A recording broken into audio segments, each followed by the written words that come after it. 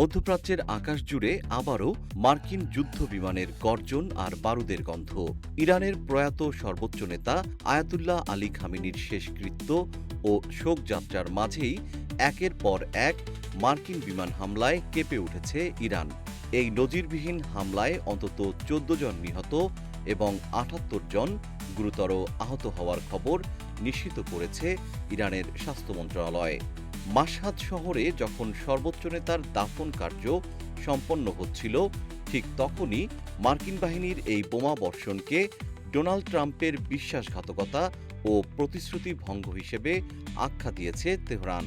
ইরানের অভিযোগ, আয়াতুল্লাহ খামেনির দাফনের সময় হামলা না চালানোর প্রতিশ্রুতি দিয়েছিলেন মার্কিন প্রেসিডেন্ট ডোনাল্ড ট্রাম্প। কিন্তু শোকযাত্রা চলাকালেই উত্তর ইরানের একাধিক গুরুত্বপূর্ণ স্থাপনায় মার্কিন হামলা চালানো হয় বলে দাবি করেছে তেহরান। এতে দুই দেশের মধ্যে অবিশ্বাস আরও গভীর হয়েছে।